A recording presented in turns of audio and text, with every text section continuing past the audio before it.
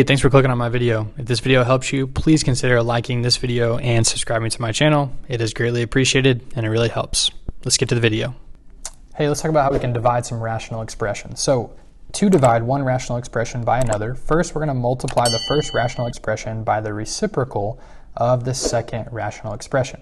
Once we do that, then we can see kind of what we're working with, factor out, see what we can cancel, and get down to our answer. Okay, now remember one thing we need to keep in mind when we get to our answer, there might be certain factors or numbers for x that we need to exclude because they would make our denominator 0. So we need to keep that in mind when we get there. Okay. All right, so let's look at number 1. We have 11x over 3x minus 9 divided by x squared minus 5x over x squared minus 8x plus 15. So let's keep our first fraction 11x divided by 3x minus 9, but now let's change to multiplication and let's flip our second fraction. So we're going to put our trinomial on top and our binomial on bottom. All right, so now let's factor a little bit.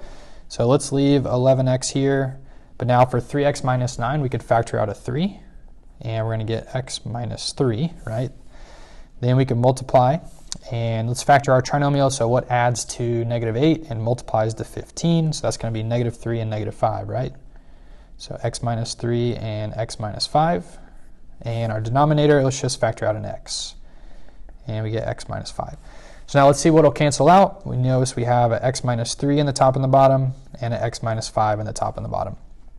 So now we can rewrite this as 11x, and then we have over, what do we have here? A 3, and we just have an x on the right side. So now we see, okay, well, we do have two x's, one in the top, one in the bottom, so those would actually cancel as well. So we're just left with 11/3, and we need to exclude some values from our domain.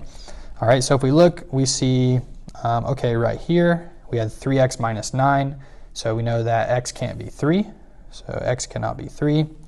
And then we had x minus 5 right there, so x cannot be 5.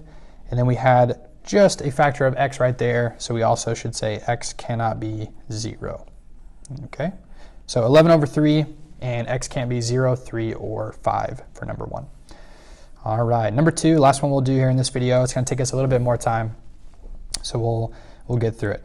So we have 6x squared plus 4x minus 2 over 5x squared divided by 2x squared plus 2x.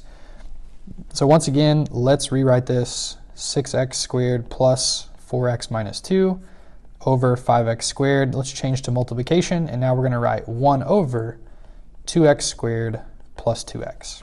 Okay, now let's just work down on this one, and let's factor as we go. So we notice that we have a trinomial here, and a is not 1. So we need to factor 6x squared plus 4x minus 2, and there are multiple ways that you can do this, right? You might not like the way that I'm going to choose. It's a little bit more visual. It involves a little bit more work, but this is the way I teach it to my class, or to my kids in Algebra 1, because it's the first time they're really seeing this. But here in Algebra 2, you've probably been factoring these for a long time, so you might want to use a quicker method, but I'm going to show you this X method because it's very easy to stay organized and you're not going to mess up. So I'll come over here on the side and just draw an X. And what I'm going to do is I'm going to put a times c in one section of my x and then b in the other section. All right, now on the sides of the x, what we want to do is think of our two numbers that multiply to negative 12 and add to 4. So hopefully we're thinking of 6 and negative 2. So now what we're going to do is take these two numbers and we're going to replace the 4x in our original trinomial to create a 4-term polynomial so that then we can factor by grouping. So I'm going to rewrite this now as 6x squared minus 6x, not minus 6x, plus 6x minus 2x, and then we had minus 2.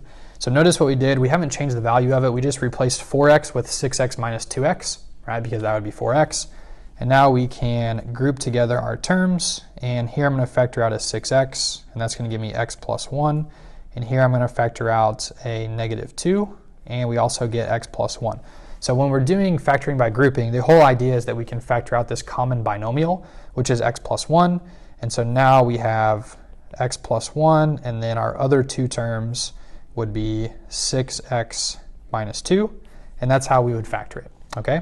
So I'm going to replace 6x minus 2 up here, and x plus 1, that is our factored trinomial for the top of our first fraction. Okay, so now 2x squared plus 2x, let's factor out a 2x, and we're left with x plus 1. So now notice we have an x plus 1 on the top and the bottom that'll cancel, and now we can move down from here. So we have 6x minus 2 over 5x squared times 2x. So this, we can say 6x minus 2 over 5 times 2 is 10, and x squared times x would be x cubed. Okay, now we can factor out of the 6x minus 2, we could factor out a 3, right? So we could say this is equal to 3, and then this would be, or excuse me, not a 3. Let's factor out a 2. Okay, so we factor out our 2, and this would be 3x minus 1.